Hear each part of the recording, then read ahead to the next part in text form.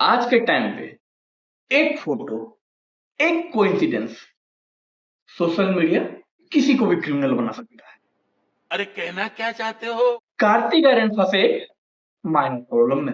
जी हाँ, लिटरली एक minor problem में। भाई गोवा गए थे छुट्टी मनाने और लोगों ने उनकी इमेज की छुट्टी कर दी।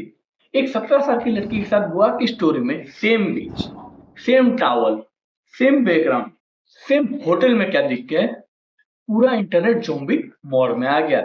जैसे ही सिग्नल मिला, ज़ॉम्बी की तरह सारे लोग कार्तिक आर्यन पे टूट पड़े। बस एक स्टोरी ही काफी थी कार्तिक भाई की हिस्ट्री को गूगल से नहीं, जेसीपी लगा के खुदाई करके निकालने के लिए। बात तो सही है। एक स्टोरी थी बस, एक स्टोरी। लोगों ने उस चीज को इतना इतना डीप किया कि इंटरनेट को गूगल में बना दिया। लेफ्ट जाओ तो स्क्रीनशॉट पाओगे, राइट जाओगे पास्ट इंटरव्यू। इतनी अच्छी तो कार्तिक भाई की मैं तेरा तू मेरी मैं तेरा मूवी नहीं था, जितना सॉलिड कंटेंट कार्तिक भाई के नाम ने मीम इंडस्ट्री को दे दिया। बॉक्स ऑफिस का तो पता नहीं, पर मीम इंडस्ट्री का वीकेंड ब्लॉकबस्टर जरूर हो गया। जितने लोगों ने मीम देखा, लाइक किया, शेयर किया, अगर उतने लोग मूवी भी देख लेते तो मूवी हाईएस्ट ग्रोसिंग मूवी बन जाती। पर क्या करें, लोगों को जीएसटी वाले पॉपकॉर्न खाने के जगह फ्री का मीम देखना ज्यादा प्रेफरेबल लगा। बाबा ये बात तो गलत नहीं है। और कुछ लोगों का मानना है कि कार्तिक आर्यन का बालिका वधू सीरियल जैसा एक मूवी सोनू की क्योंकि स्वीटी पार्ट 2 मतलब सीक्वल का काम चल रहा है, इसलिए कार्तिक आर्यन थोड़ा ज्यादा ही कैरेक्टर में घुस गए। This is a PR stunt by Karthik. It's a promotional stunt by Karthik for his upcoming movie by Love Ranjan.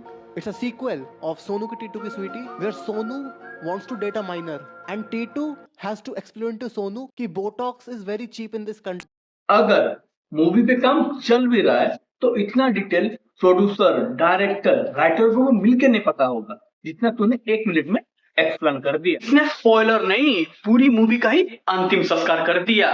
Interval में अर्थी, क्लाइमैक्स में घी और एंड क्रेडिट में आरआईपी है बोल के बस बताना बाकी रह गया। सही बात। और जिस लड़की के साथ कार्तिक आर्यन का नाम जोड़ रहे थे, उस लड़की को लोगों ने इतना परेशान किया कि बेचारी को अपना कमेंट सेक्शन ही ऑफ करना पड़ गया। और ऊपर से खुद का जस्टिफिकेशन देने के लिए बेचारी को अपने बायो में I don't know Kartik Aaryan भी लिखना पड़ गया।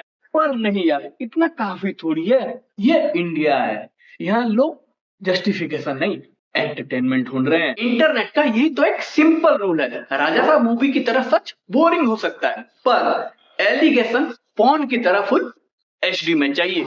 मुझे क्यों तोड़ा? बस एक टावल और बीच कॉमन था दोनों के इंस्टा स्टोरी में, बाकी सब लोगों ने खुद इमेजिन करके पूरा का पूरा वेब सीरीज बना लिया। जैसा आंसर देना दे दो। बच्चे पसंद है मुझे। और ऐसा नहीं है कि साल की शुरुआत सिर्फ कार्तिक आर्यन के एक्सपोज से हुआ है, वो भी फोटो के बेसिस पे। और भी बहुत से लोग एक्सपोज हुए हैं वही सेम ही फोटो के ही बेसिस पे, पर वो फोटोज उनके सोशल मीडिया चैट्स के थे। क्या बात कर रहे हैं?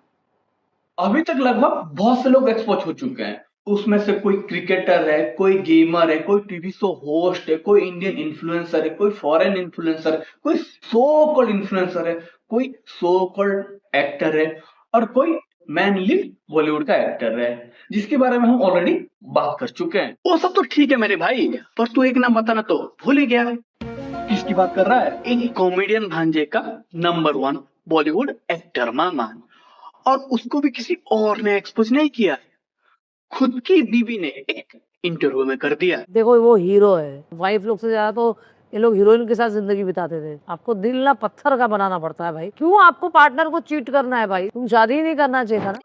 वैसे भी भाई बॉलीवुड वालों से और क्या ही उम्मीद करना, इनके लिए इमोशनल चीटिंग इक्वल्स टू पाप और फिजिकल चीटिंग इक्वल्स टू इतना क्यों रिएक्ट कर रहे हो? ये सब तो हमारे इंडस्ट्री में होता रहता है। हाँ, दिल अगर कहीं और लगा दिया तो क्वेश्चनेबल, और बॉडी अगर कहीं और चली गई तो acceptable. Emotional cheating is worse than physical cheating. कोई सेंस है इस बात की? तो अब हम बात करते हैं हमारे प्यारे गेमर भाई की, जिसने सालों लगा दिया अपना चेहरा रिवील करने के लिए, और चेहरा रिवील होने के बाद अब धीरे धीरे भाई के चैट्स भी रिवील हो रहे हैं। ये कैसे हो गया? टोटल गेमिंग बुला रहा था एक लड़की को मिलने के लिए, वो भी एक रूम पे एट फॉर द चैट, और बुला भी रहा था तो वो अपने तरीके से बुला रहा था कि हम बाहर नहीं मिल सकते, लोग पहचान लेंगे, लोग पहचान लेंगे तो मुझे मीटअप करना पड़ेगा बोल के। Naughty naughty. ये भी तो बता भी रे कि भाई ने लड़की को वाला वॉइस नोट भी भेजा है। हाँ, और जिसके रिप्लाई में लड़की ने भी कहा कि ऐसा साउंड क्यों कर रहा है, I am just 16 year old. लगता है भाई ने फ्री फायर खेलते खेलते इतना नेम कमा लिया है कि अब उसी नेम का इस्तेमाल करके कोई और ही अलग ही अंडर एज गेम खेलने का मन हो रहा है। अरे नहीं नहीं, तू थोड़ा ज्यादा बोल रहा है। रिसेंटली दीप भाई का वीडियो नहीं देखा क्या? उसमें टोटल गेमिंग खुद बोल रहा है कि ये सब फेक है और उसने इस चीज के ऊपर कंप्लेन भी फाइल किया है। भाई तुम तो फ्री फायर खेलते खेलते बच्चों के डीएम में घुस गए यार। अरे नहीं यार दीप भाई, ऐसे कुछ भी नहीं है। तुम तो यार मुझे अच्छी तरह जानते हो, मैं भला ऐसा क्यों करूंगा। ये बड़वा साला कोई इमेज खराब करने के लिए कर रहा है। भेजा है मैंने उसको लीगल नोटिस, देखते हैं कौन सही है कौन गलत। फिर आते हैं हमारे क्रिकेटर भाई साहब, जो 2025 आईपीएल में टीम में लिए तो गए पर टीम के लिए उन्होंने एक भी मैच खेला नहीं, पर कोहली भाई के आगे पीछे घूमते जरूर नजर आए। नास्तिक चकारा जो है विराट कोहली को बहुत ज्यादा मानते हैं, हमेशा विराट कोहली के आसपास ही हम उनको देखते हैं और जैसे विपक्षी टीम के विकेट्स गिरते हैं तो सेलिब्रेट करने के लिए वो विराट कोहली के पास यहाँ पर पहुंच जाते हैं। हालांकि टीम के अंदर इंक्लूडेड नहीं है। विराट के पीछे पीछे घूमा तभी तो इसे नेम मिला और उसी नेम से फेम मिला, और अब वही नेम मुस्कान कारिया के सब्सक्रिप्शन लिस्ट में भी दिखा जाता है और कभी कभी लड़कियों को सोशल मीडिया पे मैसेज करके अप्रोच करता हुआ भी दिख जाता है। फिर लड़की उस चैट को लीक भी कर देती है। मारो हमको जिंदा मत छोड़ो सालो।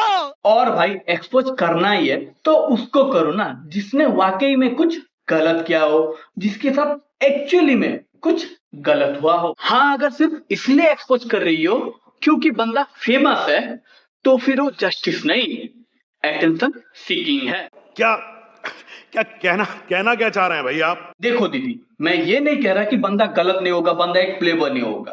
भाई सेलिब्रिटी है, हो सकता है। और वैसे भी पास्ट में किसी एक सेलिब्रिटी ने कॉफी विद करण में अपना रिवील भी किया था। टोल्ड देम ऐसे आज कर क्या है, माय पेरेंट्स आर वाचिंग मेरे। पर दीदी, जितना हमने चैट्स देखा उसमें से इतना तो समझ में आ रहा है कि बातचीत दोनों की सहमति से हुई है, ना कि किसी ठरकी अंकल की तरह गंदे गंदे मैसेजेस किया है, ना ही गंदे गंदे फोटोज भेजा है। तुम भी एडल्ट, वो भी एडल्ट, वी डोंट थिंक इसमें कुछ गलत है। हाँ, अगर तुम अंडर 18 होती तो ये गलत बात है। बात तो सही कह रही है। फिर आते हैं एक टीवी शो के होस्ट जो हुआ करते थे, अपने से 20 साल छोटी लड़की के साथ अपनी ही बीवी को चीट करते हुए पकड़े गए। मतलब जब लड़की डैडी बोलती होगी ये तो सोच में पड़ जाता होगा कि बाप समझ के बोल रही है या अश्लील है ये लोंडा। नाउ जोक्स असाइड, किसी को चीट करना या फिर अपने से छोटी उम्र की लड़की, मतलब अंडर एज लड़का हो या फिर लड़की के साथ अफेयर करना, सेक्सुअल कमेंट पास करना, उसको उसके साथ गंदी गंदी बातें करना एक सीरियस इशू है। सही बात बोले भाई। बट क्या फायदा, सोशल मीडिया ने, मीम पेजेस ने just for entertainment, just for some views इतने बड़े सीरियस चीज को मजाक बना के रख दिया है। अगर एजाज खान या फिर कार्की के जैसा 40-45 साल का एक आदमी किसी 17-18 साल की लड़की को बोल रहा है कि मैं तुम्हें स्टार बना दूंगा, इंडस्ट्री में काम दिलाऊंगा बोल के होटल में मिलने के लिए बुला रहा है, अपना नंबर दे रहा है, फोटोज एक्सचेंज कर रहा है, then that's a strictly and questionable activity और ऐसे लोगों के ऊपर एक्शन लेना चाहिए, क्योंकि जहां क्रीप बिहेवियर हो, माइनर इन्वॉल्व हो, बाउंड्री क्रॉस हुई हो, वहां आवाज उठाओ, लाउडली उठाओ, क्योंकि अब ये सिर्फ मोरल इशू नहीं, सेफ्टी और लीगलिटी का इशू बन चुका है। बात तो सही है। पर भाई आज के टाइम का बड़ा और असल प्रॉब्लम क्या है पता है? अब हर दूसरी तीसरी लड़की आती है, थोड़ा नाचती है या फिर अपना चेहरा दिखाती है और एक्सपोज ट्रेंड के साथ एक नया चैट लीक करके चली जाती है। मतलब रोज एक नया और फ्रेश एक्सक्लूसिव लीक। जैसे सोशल मीडिया चैट्स नहीं, नेटफ्लिक्स की वेब सीरीज चल रही हो, चैट सीजन 4। और आयरनी तो ये है कि कुछ so called female influencer openly बता भी रहे हैं कि ऐसे फेक चैट बनाते कैसे हैं।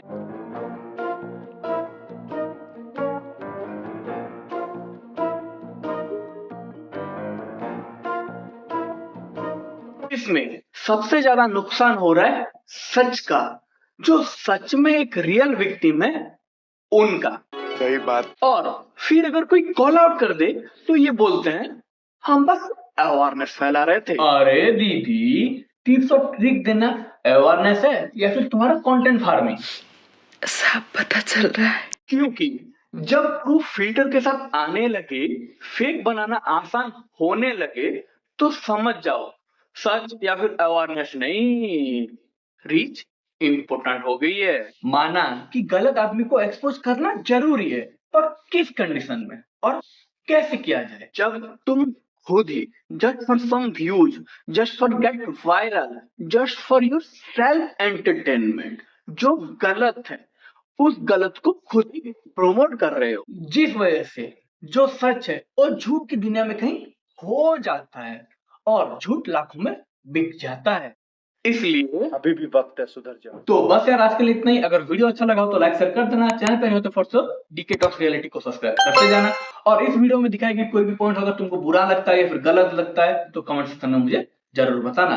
तो मिलते हैं अगली वीडियो में, तब तक के लिए बाय बाय।